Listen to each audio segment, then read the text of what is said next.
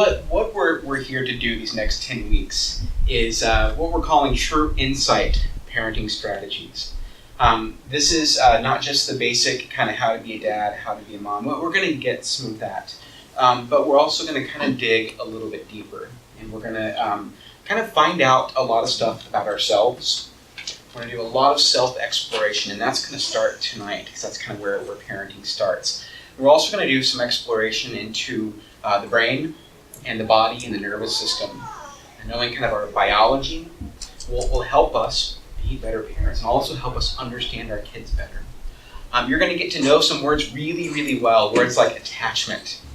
And we're gonna start by looking at our own attachment tonight, but we're also going to look into our kids' attachment styles, kind of how to speak their language, how to understand ways to connect with them, and ways that are meaningful to them and helpful to them to become the people that we want them to become. And we're also going to look at some things around play and interaction. In this video,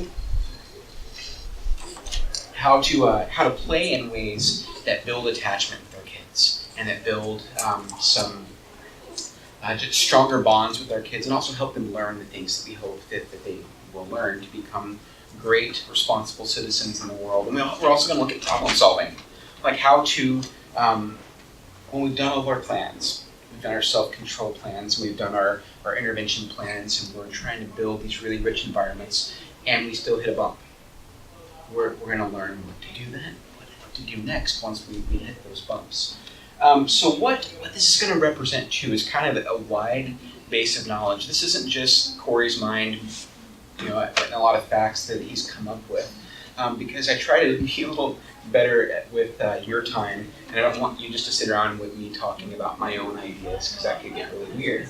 But what we're going to do is look at what the experts say. So what I've tried to do is, in my professional work, but also in my work as a dad, kind of look to the best and the brightest minds in what's happening right now in the field of parenting, in the field of how to interact with our children the best possible ways. So I've got some resources that we're drawing from, and call these like our best practices. Some of these are evidence-based practices, which means that they have been researched and they've been tested in these scientific sorts of ways and shown to be really, really effective with working with kids. Things like collaborative problem solving. So there is actually a reading list in your folder in the back that has all of these resources on there, and a few others that I think are just really good reads for you. So if you're a reading kind of person, all these I think are on Audible as well. If you're an audiobook sort of person, you can just download and listen as well. But Raising Human Beings is a great book by Dr. Ross Greene. It's his most recent. His first book was our first big book talking about collaborative problem solving. It's called The Explosive Child. Some of you may have heard of it. We run an 8-week intensive parenting group. It's like 3 hours a night for 8 weeks over at the Child Center. If you are really interested in collaborative problem solving, we're going to hit a lot of that in the weeks that we're together. But if you want more, you're going to get even better at it. There's some other resources we can steer you to. Also, the whole brain child. I will talk about Dan Siegel until you're tired of me talking about him, because the guy's just brilliant. He's a specialist in the field of interpersonal neurobiology, which is a bunch of long words that means our brains and our bodies impact our relationships. They impact how we relate to each other, the way we handle stress, the way we handle anger and frustration, and understanding kind of how our brains and bodies work will help us. And Dan Siegel's kind of the guru in that. So The Whole Brain Child is one of his biggest works on working with kids. Also, The Connected Child. This is Dr. Karen Purvis's book based on the trust-based relational interventions model. She actually just passed away, about a year or so ago. But man, she was just a giant in the field of working with kids who come from hard places. So this is going to be our kids who've experienced relational trauma, who've experienced neglect, experienced abuse. So folks who are looking into fostering, respite, adoption, or if your own kid has experienced some trauma in lots of ways, which statistically speaking is a lot of kids. So we're going to talk a lot about trauma. I'm going to kind of go from side to side on that as well, because there's kind of the birth child sort of thing, and then there's the kind of adopted, foster child. I'm going to kind of go back and forth so we can kind of cover a lot of ground. But I think the TBRI stuff is really good for our own kids as well. It's geared towards kids from hard places, but it's really great parenting strategies based on building trust and building better relationships and managing our kids' behaviors relationally. I also have a lot of materials that I gathered through Portland State's program on adoptive and foster family therapy. So I got to go through about 6 months of intensive coursework at PSU, hearing the best and brightest of folks from all over the world talking about relationships with kids and how to do those better. So I'm going to do my best to bring as much of that into this experience for you guys as possible as well. There's some really great minds out there. And so that's kind of my disclaimer. This is based on other people's work, and I'll cite stuff kind of as I go. But this is we're gonna try to present it in such a way that it makes sense to you and will be helpful to you as we go along. And the whole thing is based on insight. So the idea of insight is knowing yourself well. We have these mental maps that we carry around. Everything from our childhood, our upbringing, our school experience, everything that we know, our likes, our loves, our jobs, our careers, our hobbies, language we speak, the classes we've taken, and we kind of formulate these worldviews. And everybody's got one, right? Empathy is my ability to look into yours, to kind of put myself in your shoes and kind of see the world the way you see it. Insight is me kind of looking into my own world and understanding why I do what I do. Both of these things are going to be really important when we're talking about parenting. Knowing your kid well takes knowing yourself well. Knowing how you parent takes understanding yourself. And the more you understand yourself, and you start looking at these things through those lenses, you'll start looking at your kids through these lenses as well and understand that they also have their own little mental map of kind of how the world works. And they also have their own brain and their own nervous system. And so we're going to start looking at this from the lens of ourselves. Parenting kind of from our better selves is what we're shooting for. So the first week, tonight is all about the adult attachment cycle. Finding kind of adult attachment. This is where it all begins. And we're going to start off with an activity. So if you look in the back of your folder, there's a page that looks just like this. This is called the Tree of Life. This came from a man named Richard Rose from the United Kingdom who works with adopted and foster kids. And he had us all do this activity when we were in the program at PSU, and it's just, I think it's super useful. He has every child that he works with do this activity to kind of get to know themselves better. And I thought, man, what a great way to start this as parents, getting to know ourselves better as well. So this is called the Tree of Life. What I want you to do is start off with the roots. So you see there's roots down here on your page. And what I want you to do, if you have a pen or pencil, I want you to write down things about your past. This could be huge successes that you've had. It could be huge failures. It could be dad left when I was 6. This could be I won the spelling bee when I was in 2nd grade and that made a big impact on me. Or it could be I had a grandma who took me under her wing and taught me how to cook. Or it could be just anything and everything that you feel like are significant parts of your upbringing, kind of your childhood, early formative years. Let's take just a minute. I'm going to write down kind of your things from your past.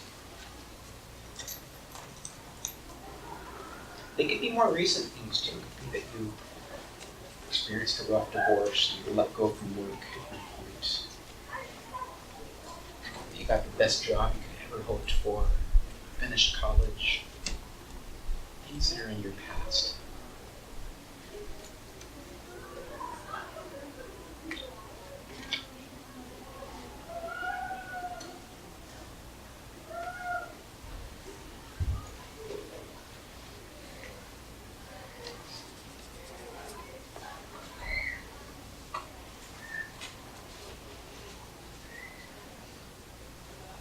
We've got just a few things on there.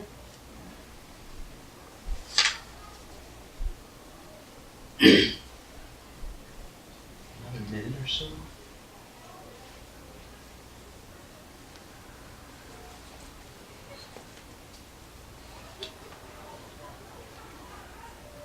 Okay, go ahead and stop on the word you're on right now. If you'd like, you can do more of this later. This is actually kind of fun. Now, the next thing I want you to do is think about your world right now, your here and now.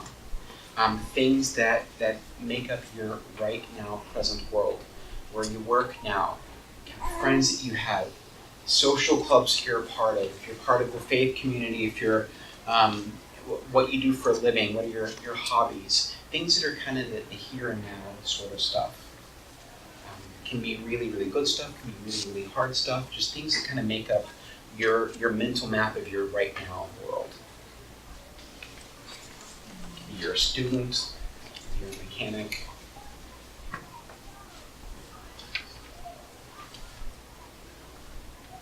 You spend a lot of time alone, could be you like to have lots of people around you.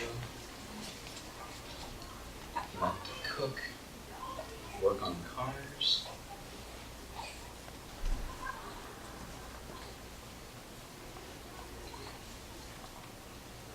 You have an easy temper. Could be that you're easygoing.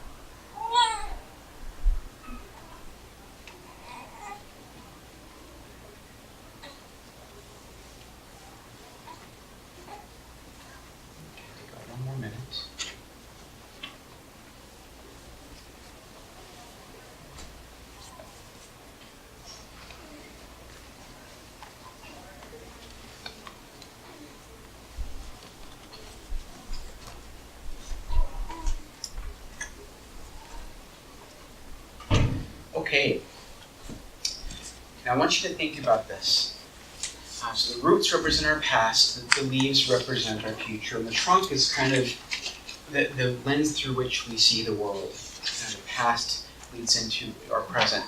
I want you just to take a look, and if you want to take just a minute, and if you have a partner you're with or a friend or someone, kind of talk about if you see any connections. Are there any lines between any of your roots and any of your leaves? Anything that connects things from your past to your present?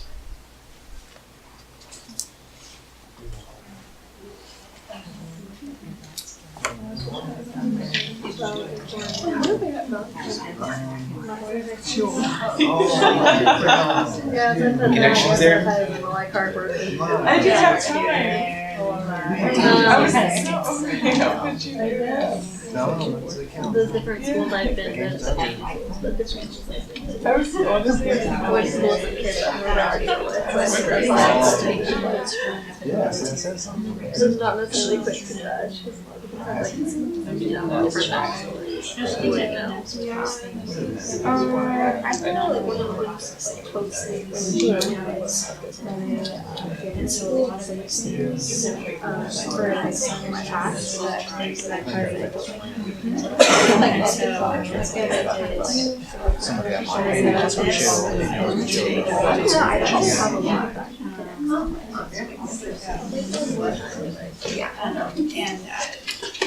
All right. So do we have any connections? Anybody? Possibly? What have you? So what this is all about is thinking about our past in terms of the roots of the tree are rarely ever seen, right? These are things that are always with us, but we don't spend a whole lot of time thinking about, talking about, but they're with us all the time. And they translate into our current behaviors, our attitudes, either intentionally or not. Sometimes things from our roots, we've decided were so painful and so harsh that we're never going to repeat them again. And that becomes a leaf on our tree. That I'm never going there. And sometimes it's, man, this person meant so much to me, I want to be just like that person. Or this thing was so hard in my life that I want to make sure that other people don't experience something like that. Or, man, I know what it feels like to be reached out to when I'm at my last leg. I'm at the end of my rope, and I want to be there for other people. So our roots are things that we can't change. They're in the past. They've already happened, and therefore they're kind of stuck there. Now we might choose to do something differently, but they're still there. We can't saw off our roots. However, we can always grow new roots. And just you being here in this class tonight is an example of growing new roots. You're having an experience right now that you're hoping is going to translate into some really great behaviors and some really great interactions with your kids. This is why you're here. And the leaves sometimes will fall off. Sometimes a leaf is there and new roots come and new nutrients come and that leaf falls to the ground. And other times new leaves will come. And new behaviors, new attitudes, new ways of thinking will populate how you do what you do right now. And this is kind of the basis of attachment. Starting from our very, very youngest years. From 0 to 2, that the process of attachment starts in our own lives. So there's an activity on page 3 in your notes there. And this is about our own upbringing. So these are a little bit more specific than just kind of what's your root. But these are things I want you to think about in terms of your parenting. And it starts off by how you were parented. What was your experience like with your primary caregivers? So I want you to think about things like feelings. What were feelings like in your household? Were feelings allowed? Were they encouraged? Were they big and scary, or were they non-existent? What were feelings like? And what was communication like in your household? Did you guys communicate? Did you have communication? Did you have talks with mom, talks with dad? Or were things just kind of not talked about in your household? Was communication really intense and loud? Was it really, really soft and passive? Think about ways that you experience communication. And touch. What was touch like when you were growing up in your household? Were there lots of hugs and kisses? Was it really warm? Was it more of a kind of a standoffish? We don't do a whole lot of that. We don't do a lot of hugs, a lot of touches, a lot of cuddles, anything like that. So you can think back to your childhood and try to note or two about each of these things before we can really jump into the material here. Discipline style. Was there corporal punishment? Was there spanking? Was there physical discipline of any kind? Was there no discipline? Was there appropriate discipline? Do you feel like you had limits in your house, or did you not?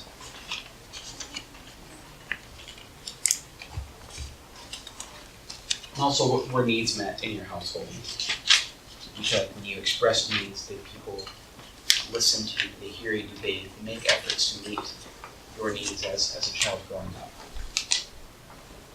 The basic needs, was there food, shelter, water?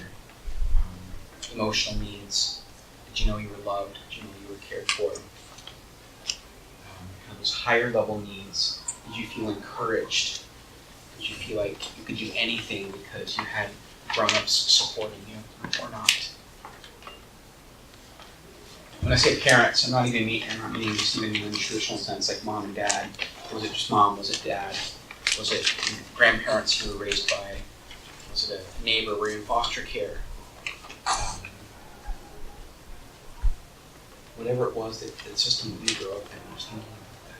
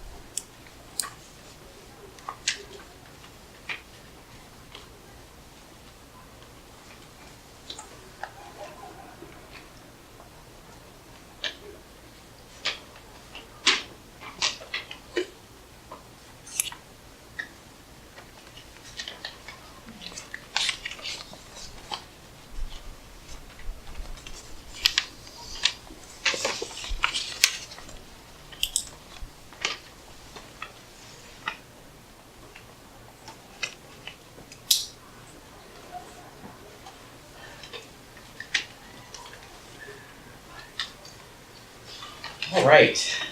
I guess you know you're going to come and be forced to do lots of work. This stuff is work. It's hard. I do this for a reason, guys. This is the basis. This forms the basis of how we do relationship. How we do relationship with our friends, how we do relationship with our partners, how we do relationship with our kids. And when was the last time you guys thought about this stuff? Anyone think about it recently? Yeah, it's not the sort of thing we kind of sit around thinking, 30 years ago, 40 years ago, this sort of thing happened. But these are the things that we do, we carry with us. And the more aware we are of these early relationships and kind of our style of attachment, the better we can be aware of it, and the better we can interact with others from a place of deeper understanding and insight. This is where the insight part really starts. So I'm going to show you guys a video real quick just about attachment and kind of how it's going. And we'll go from there.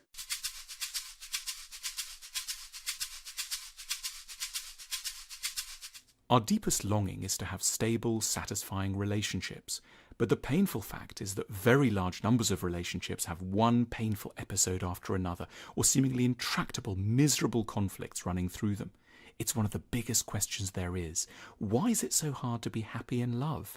The huge and not yet fully digested insight of psychoanalysis is that the challenges of relationships always start when we were children. It was the contribution of a great English psychoanalyst called John Bowlby to trace the tensions and conflicts we have with our partners back to our earliest experiences of maternal care. His ideas are sound in part because he drew so deeply and honestly on his own experiences in order to formulate them. Born in 1907, Bowlby had a quintessentially upper-class British childhood. Young Bowlby hardly saw his parents and was looked after by a nanny who was let go when he was just 4, leaving young Bowlby bereft. At 7, he was sent off, in line with the conventions of his class, to boarding school. He hated it and later declared, "I wouldn't send a dog away to boarding school at the age of 7. Bowlby became a brilliant medical student and an imaginative researcher. When he was a consultant to the World Health Organization in the early 1950s, Bowlby wrote a report, Maternal Care and Mental Health. He attacked prevalent assumptions and argued that kindness doesn't smother and spoil children. It's as if maternal care were as necessary for the proper development of personality as vitamin D for the proper development of bones, he wrote. This insight initiated a wave of reform. The visitation rules of many health institutions were reformed to allow parents to stay with their children, where they had once been allowed only to visit and never touch. It sounds like a dry, bureaucratic move, but it ended countless afternoons of quiet sorrow and evenings of solitary anguish. In a book published in 1959 called Separation Anxiety, Bowlby looks at what happens when there isn't enough of this kind of parental care. He described the behaviour of children he'd observed who'd been separated from their parents. If the child is separated for too long, they still crave the attention, love and interest of the parents, but feel that anything good may disappear at any moment. They look for a lot of reassurance and get upset if it's not forthcoming. They become volatile, they take heart and then they despair, and then they're filled with hope again. This is the pattern of what Bowlby called anxious attachment. But the degree of separation from the parents may lead to another sort of problem. The child could feel so helpless they become what Bowlby called detached. They enter their own world to protect themselves and become remote and cold. They experience what Bowlby calls avoidant attachment. That is, they see tenderness, closeness, emotional investment as always dangerous and to be shunned. They may in truth be desperate for a cuddle or for reassurance, but such things look far too treacherous. The focus of Bowlby's thinking was about what happens to a child if there are too many difficulties in forming secure attachments. But the consequences don't magically get restricted only to the age of 8 or 12 or 17. They're lifelong. Our attachment style is fed by our earliest experiences. It's a pre-existing script that gets written into our adult relationships, usually without us even realizing that this has happened. In line with Bowlby's views about how children relate to their parents, there are 3 basic kinds of attachment we can have to other adults. Firstly, secure attachment. This is the rare ideal.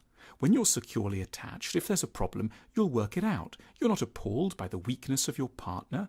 If your partner's a bit down, confused, or being a bit annoying, you don't react too wildly, because even if they can't be nice to you, you can take care of yourself and have hopefully a little time left over to meet some of the needs of your partner. You give the other the benefit of the doubt when interpreting behaviour. You realise that maybe they had a tricky time at work. That's why they're not so interested in your day. The explanations are accommodating, generous, and usually more accurate. But there's another kind of attachment, anxious attachment, and this is marked by clinginess, texting and calling all the time just to check where the other is and keep tabs on what they're up to.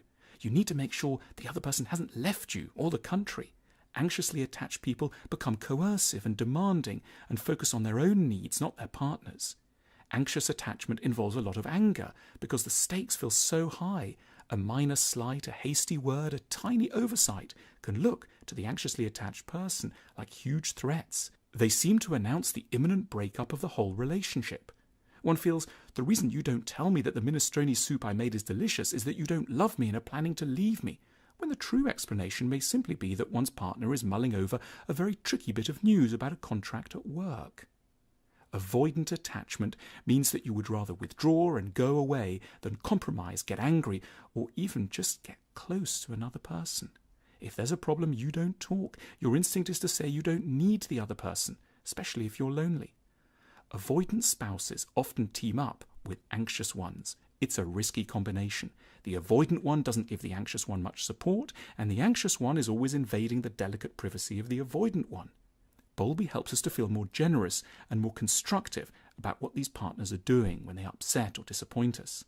Almost no one in truth is purely anxious or purely avoidant. We're just a bit like that some of the time. So, alerted by Bowlby, we can see that a partner's apparent coldness and indifference is not caused by their loathing of us, but by the fact that a long time ago they were probably rather badly hurt by intimacy. And it opens possibilities of self-knowledge which can help one reform, if only a little, one's own rather eccentric behaviour.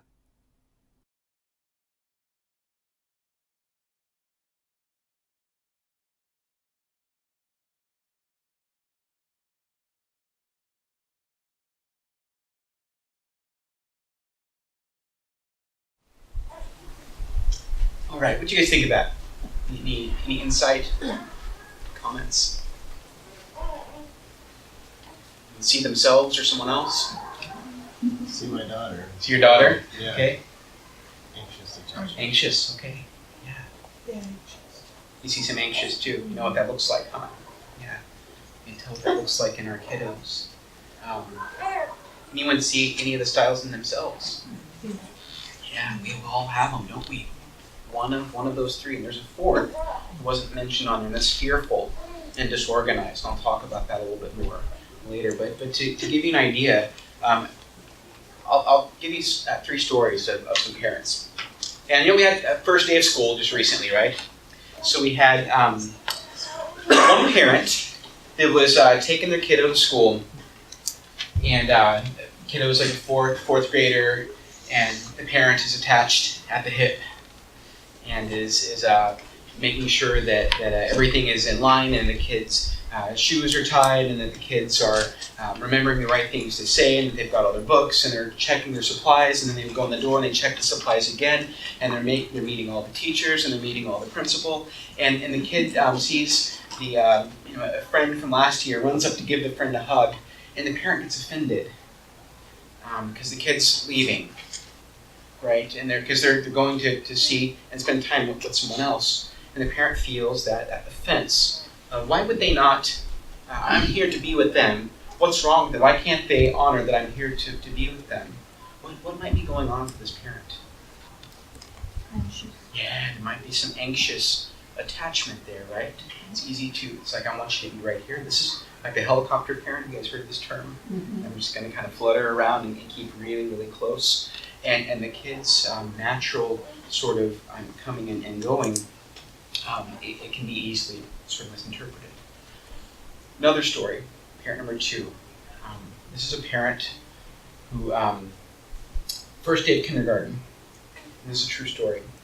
First day of kindergarten, takes their child to is walking with her child to the school, stops a full block away from the school, and tells the kid, "See you later, good luck, off you go."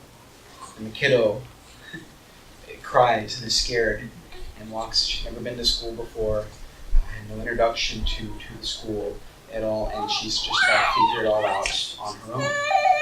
What might be happening here? You might have a distant and avoidant attachment style. And not surprisingly, that parent came from a household where they kept very detached from their parents as well. And what that parent wanted was independence, right? And they felt like, well, if I want independence, my kid should want independence also. And I'm going to do my best job parenting by giving this kid this independent experience to go and figure out school on their own. What did the kiddo want? Security. Wanted some security, wanted someone to come along with them. And then in the same way with the kid with the anxious parent, that kid just wanted to be a kid. And they knew the parent was there. And then a third story of a middle school kiddo who was a 7th grader. They'd gone to school last year, so this is their 2nd year in middle school. First year in middle school is kind of tough, right? Anyone been there? First year in middle school? Yeah. And it's going to a brand new school, and there's these kids that look like grown-ups. They're walking all around you, and it's just kind of this big, scary sort of jungle. But now this is 7th grade. You got a gear under your belt, and you're kind of cruising into the school, and you kind of know this place, right? And your parents driving the kid to school, and says something like, well, what's your schedule? And the kid gets a scared look on her face. I don't know. I'm not sure. And the parent says, well, I bet. Do you want me to kind of make sure you get settled in and know what your first period is? And the kid says, well, I think so. But can you kind of just hang back a little bit if I need you to? Parent says, sure. You got it, kiddo.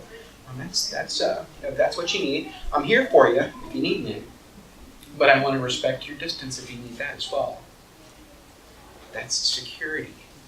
That's parenting from a place of security, where you're secure in and of yourself, and you're giving your kids some space, but you're also there if you need them as well. You're not invading their privacy, like the video said, and you're not so detached and avoidant that they're not there for you, but you're kind of giving them what they need. So those are kind of the styles we're going to be looking at. And there's, I mentioned the 4th.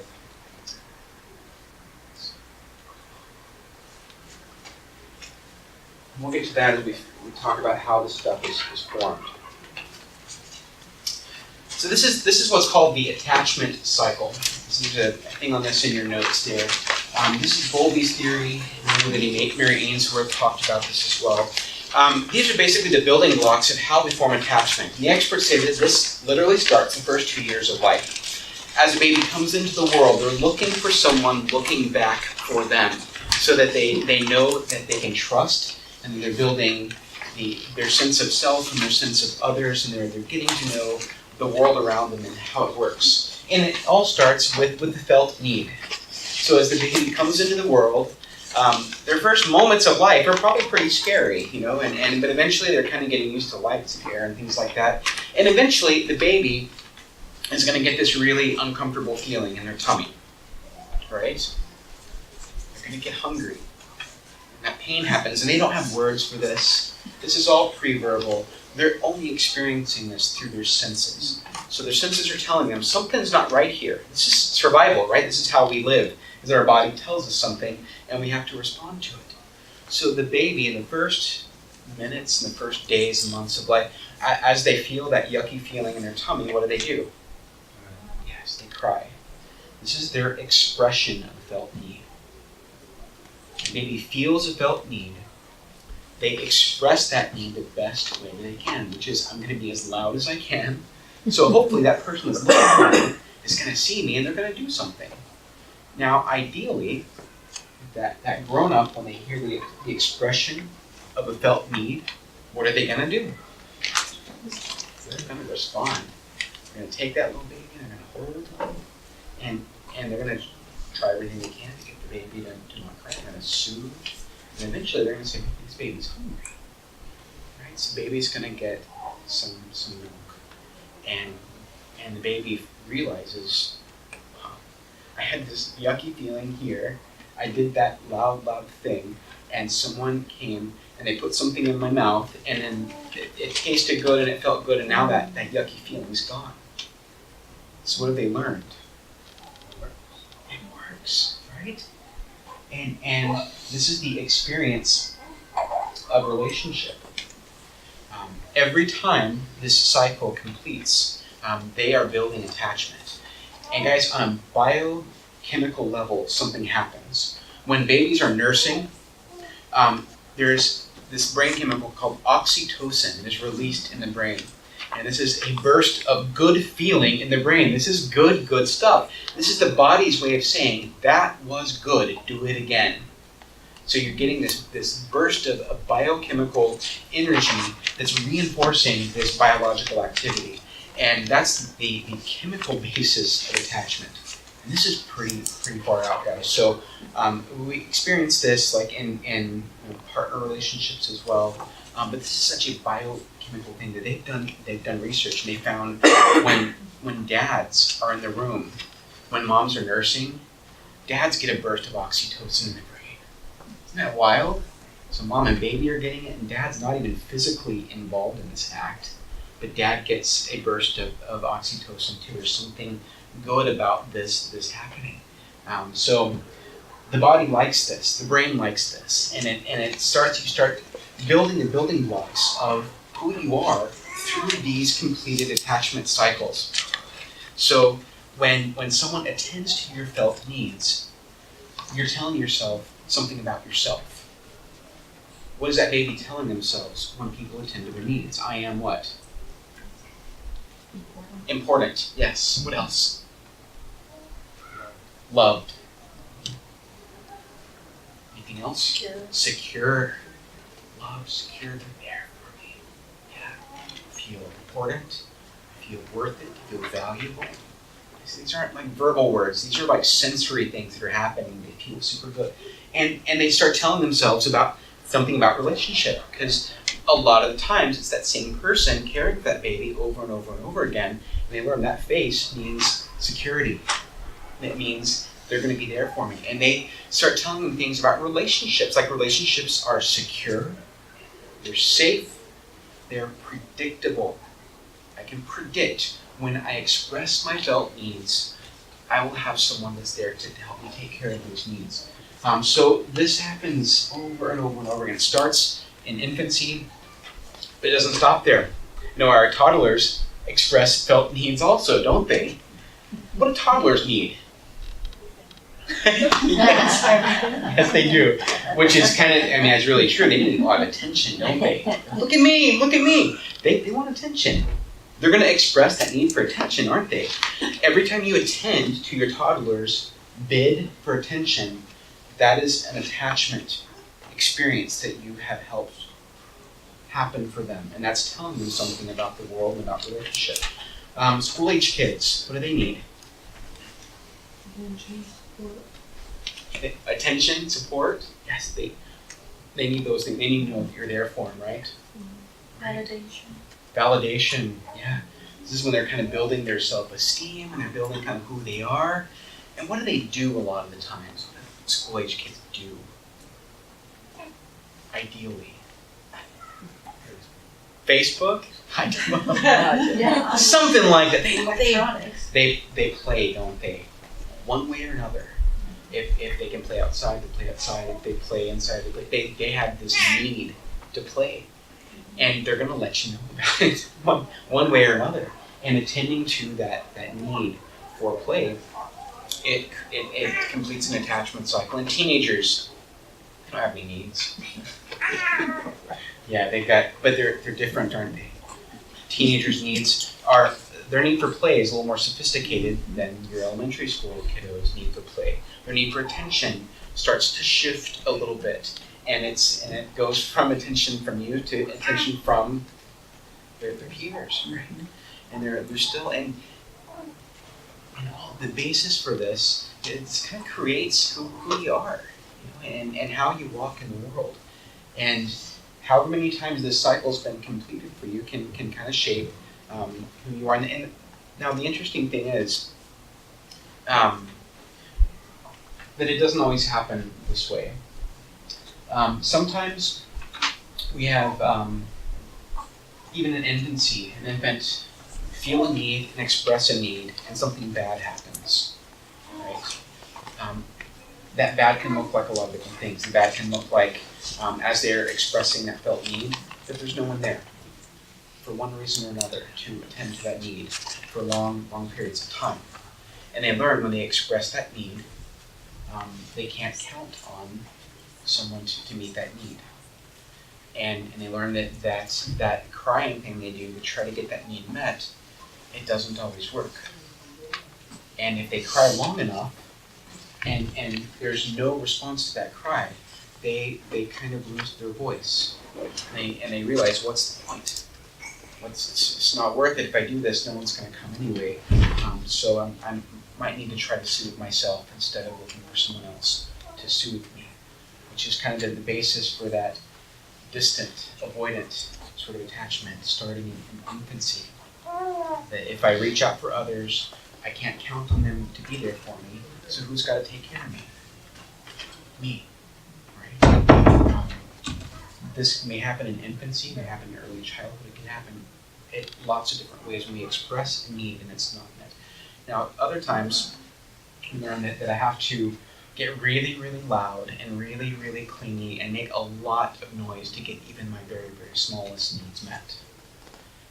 I'm constantly seeking attention, and I'm constantly having to ask and up the ante again and again and again to get my very, very basic needs met. And this is the basis of our anxious attachment. And I need what you have, and I'm going to be the squeaky wheel and be as loud as I can.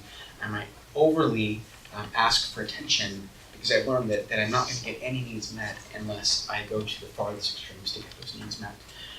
Now, the other thing that can happen is sometimes pain happens when we reach out for our basic needs to be met, or our very, very basic needs. And when a child expresses needs and they're hurt for it, they learn that relationships are painful, scary, unpredictable. And sometimes they learn that sometimes I get hit, sometimes no one pays attention to me at all. Sometimes I do the right stuff and I get punished for it. Sometimes I do the wrong stuff and it gets me what I need. And this is the basis of what they call fearful or disorganized attachment. You're just kind of wandering through the world doing the very best you can, and it's super, super difficult. But those negative attachments, when every time you express a need and it's either neglected, it's not met, or it's met with some sort of pain or relational trauma, or you don't know what you're going to get, you tell yourself something also. This is when you start telling yourself that I'm not lovable, I'm not worth it, I'm not special, I'm not anybody's darling, I'm not there, no one's there for me. And relationships are scary, they can be unpredictable, they can be challenging. This is kind of how it forms, and we have this analogy that we use to describe what this looks like for us, so we can start thinking about where you are in this spectrum of attachment.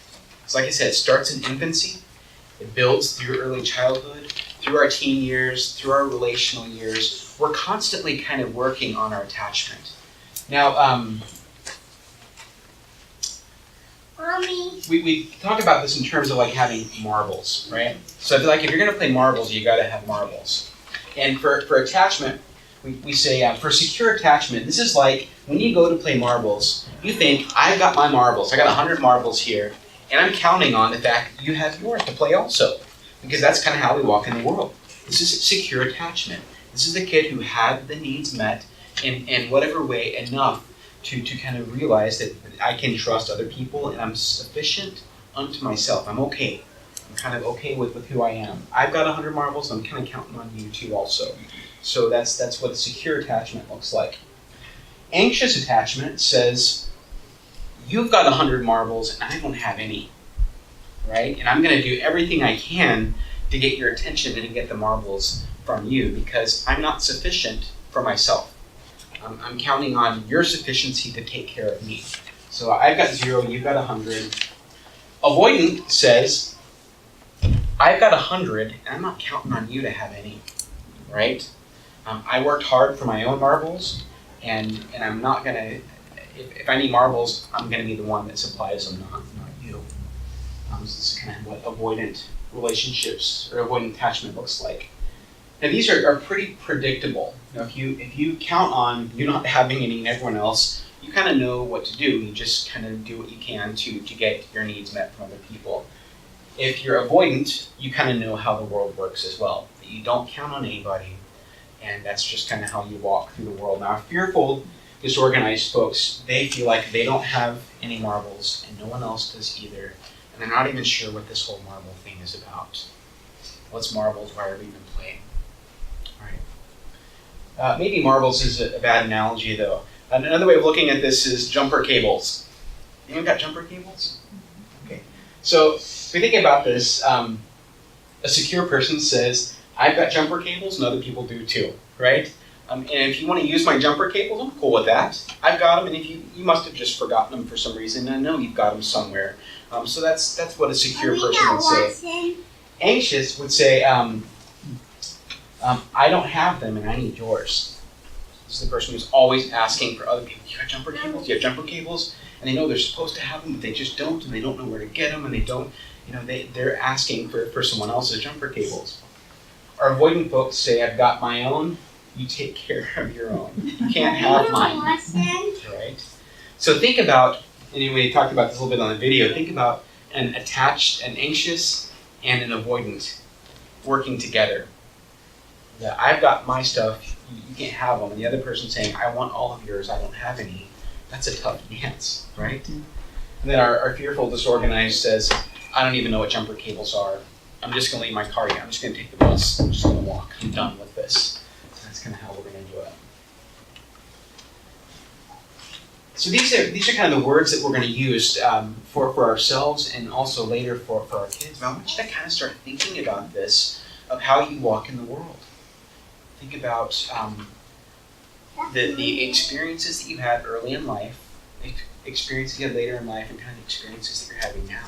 How securely attached do you feel? Now, the bad news is that through relational trauma and through negative experiences, we gain some of these kinds of attachment styles.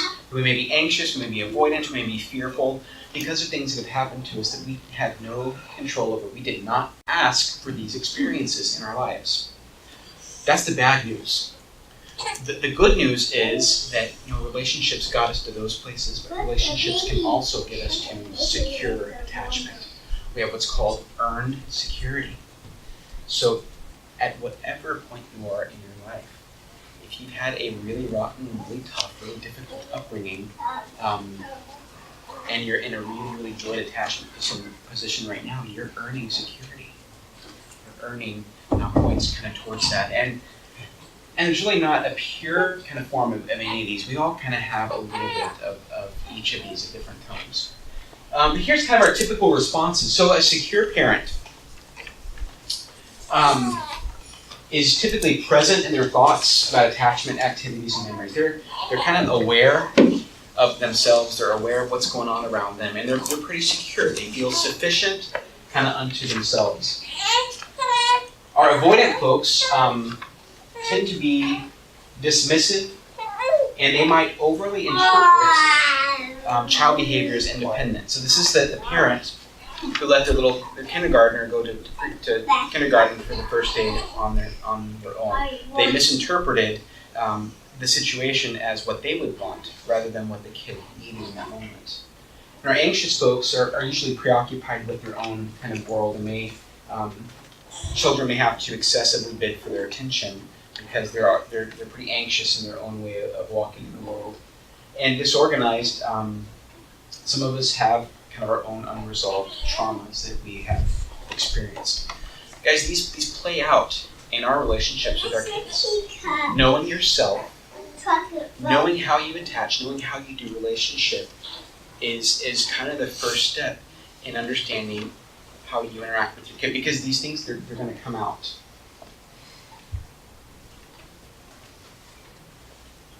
So I want you to do this activity really quickly, and we're kind of winding down, but I want you just to think about for just a moment, where do you tend to lean on this attachment scale here?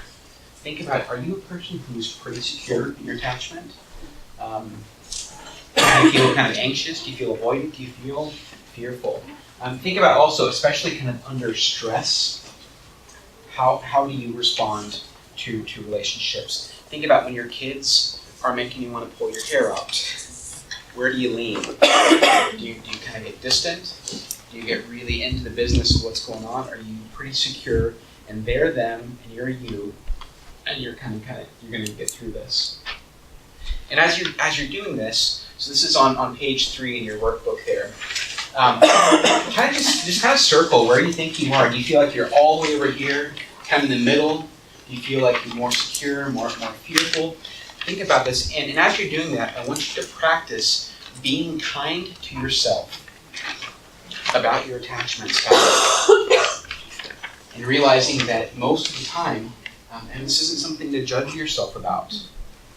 This is we all are who we are, and a lot of it has to do with things that are outside of our control. Our own childhood, our early relationships, they impact who we are right now. So think about if you're tend to be more secure, tend to be more anxious.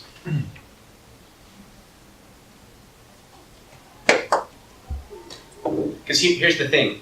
They did some research on parents who fostered and adopted kids. And they found that the number one predictor of building positive attachment with kids was not always the securely attached parents. What they found was that the best predictor of building successful attachment in our relationships with our kids was awareness of your own attachment style. If you know you tend to lean anxious, you can be aware of that and be ready for it, and be ready for your kids to elicit that in you. If you know you tend to be distant and avoidant, you can guess and you can bet that there will be experiences that you have that make you want to detach from your kids. And if you know that you have unresolved trauma, you've had things in your past that you are still kind of working through, understanding that you may be triggered by some of your interactions with your own kids is extremely, extremely valuable and is very, very helpful. And it starts with being aware of that and not judging yourself and saying, oh my goodness, this is that thing where I start to get really distant, or oh my goodness, this is that thing where I start to get really, really clingy. And you can start kind of working with yourself on being aware of it. So that's our first tip. Our first step is know yourself. Know how you lean in your attachment style. And the second tip is build positive attachment. Build secure attachment. As we can always do this. Spend time with people in your life who contribute to that experience of you expressing a need and them responding to that need in a healthy way. If you've got friends, if you've got a partner, spouse, if you've got coworkers, friends, think about people you spend time with who sow back into your life. This is important. This is even part of being a good parent, is having your own good security of attachment and being sufficient enough to yourself that your identity is not all tied up in your kid, and if you feel like your kid's rejecting you or not. You need to have a big enough and strong enough ego and a strong enough sense of security that you can understand that's them doing their thing, I'm me doing my thing, and that's different. And I'm going to react to my kid in a way that understands their behavior a little better. So our tip 3 is, this is an activity I want you to kind of take home and do with you, is think about your motivation in parenting. We have our own attachment stories, and we're also building attachment stories for our kids right now. So think about this in terms of what are your goals, what are your dreams, what do you hope whether it's your birth family and you chose to have these little darlings, or whether it's your birth kids and they were just a delightful surprise that you weren't planning on, or if you're choosing to adopt or choosing to foster, what's your motivation? Is this about fulfilling your own needs, or is this about sowing into the next generation?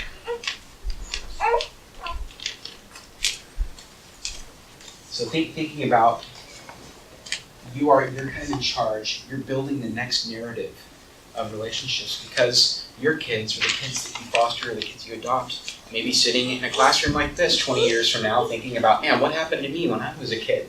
Right? It just kind of cycles and cycles and cycles. So think about your goals, and don't lose sight of those. Those are super, super important, your motivations for caring for kids. The fourth tip is being kind to yourself, and I call this, this is just kind of a therapeutic term of resisting the ants. ANTS stands for automatic negative thoughts. These are those thoughts that we have about ourselves that are judgmental, that are harsh, and that are no good, and they kind of sabotage our positive parenting that we can do. And I have this quote on here too. So the degree to which you may experience success in parenting is in direct correlation to your ability not to be offended. So if we can resist being offended by our kids' behavior and by what's going on with their kiddos, we might be a little bit more successful. But think about our negative things that we tell ourselves. So think about, if you're feeling anxious, what kind of thoughts do you have? If you're feeling distant, what kind of thoughts do you have? If you're feeling avoidant, if you're feeling fearful, things like, I'm a failure because of this, my child's rejecting me as a person, if I don't come down hard on them, what will people think of me as a parent? Well, I was raised that way, so I should just, and so has it all together, why am I not more like him or like her? These are things that we tell ourselves, and some of it has to do with our own attachment. And the last tip is look at yourself in a different way. Understanding you didn't ask for how you formed your attachment, it just kind of happened to you. And understanding that us as human beings, we do well if we can. This is a phrase Ross Greene came up with that I'm going to say a lot of times. You do as well as you can. We're all doing as well as we can, given our circumstances. And also, I may be missing some skills. There may be some things that I'm missing. Maybe I missed out on stuff because of my attachment. Maybe I missed out on stuff because of my upbringing. Maybe there's something that I'm missing, which is the bad news. But the good news is that people can always learn new skills. So tell yourself, I'm doing as well as I can. I might be missing some skills, but I can always get better. There's always some new things that I can learn. So I want you to take that to heart this week and think about kind of your attachment and what it looks like, and if you can recognize that happening in your interactions with your kids, interactions with your friends, with your partners, your spouse. And we're going to talk about some more stuff the next 9 weeks. So thank you guys for being here. If you have any questions, I'm up here for a little while if you want to come up and ask some questions later. And thanks a lot for being here, and I'll see you guys next week.